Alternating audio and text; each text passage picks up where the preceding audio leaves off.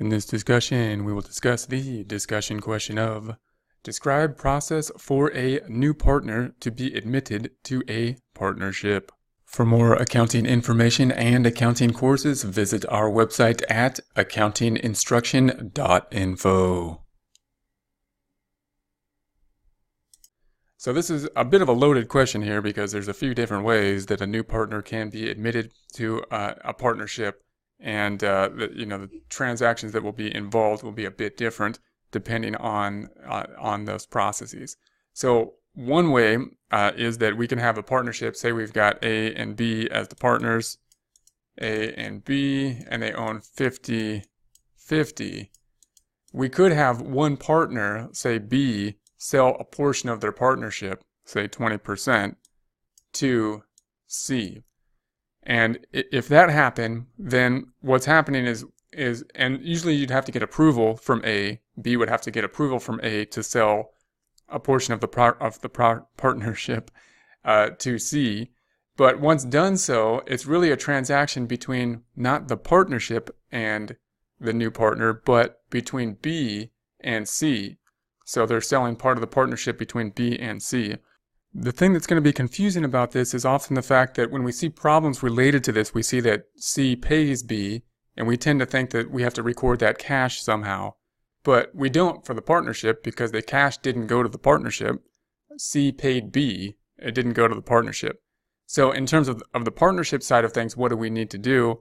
Well, it depends on the agreement here. B may have just said, hey, you're going to purchase a future share of revenue generation, meaning you're going to get 20% of the revenue and B keeps 30%, which means we don't really have to do anything when on the partnership side when it first starts. We just need to, once allocating net income at the end of the period, start allocating based on a 50-30-20 split rather than a 50-50 split. And that's all we need to do. Now, it is possible as well for B to sell some portion of their current capital account, and whatever they end up selling, whatever portion they sell as part of the agreement, we would then just transfer from B to C. We would debit B's capital account and credit C's capital account. But there shouldn't be any other confusion from that because the cash isn't going to the partnership. So it's not like we have this difference between how much cash was received and the capital account balances. The second way it could happen, we would have some of those differences. So if we had A and B, the partnership, then bringing on a new partner, C, then now the transaction is between the whole partnership and C. So then that means that the money is going to go from the new partner to the partnership, and we will have to record it. It's going into the partnership's account now. So we'll have to debit the cash into the partnership, and then we're going to have to credit C for whatever C goes on the books for. Now, this one gets a bit more confusing, this method, because we could have cash going up and C being attributed an equal amount of capital in the business. And if that case is the scenario, then we would just debit cash and we would credit C's capital for the amount of cash contributed, and that would be all good. However, it doesn't always happen that way. It could be that C gives more cash to the business than the capital account that we distribute to C. Meaning, if we take a look at the value of the business, assets minus liabilities, or the equity in the business, then plus the revenue that cash we're getting, assets minus liabilities, and including the cash we get, then C, if C gives more money than that amount, the net assets in the business, then we're going to have to do some allocation of that excess to the other partners, A and B. And the question you might ask, well, why would that happen? Why would C give more money than he's technically receiving, or he or she is technically receiving in the net assets of the business? And the reason is there could be stuff on the business that's not being reflected, meaning there could be something like goodwill within the business.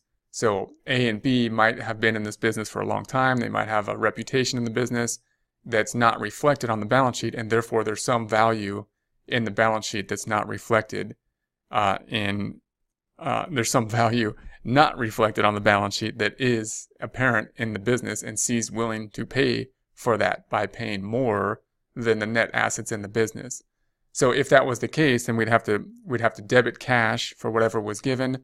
We'd have to credit C's capital account for the amount that C's going on the books for, and then A and B would get kind of a bonus. Their capital accounts would be increasing because in essence they're selling, they sold kind of part of their partnership for more than it's on the books for. It's kind of the book value of the partnership. They got more money than the book value of the partnership, and there's a gain on the sale.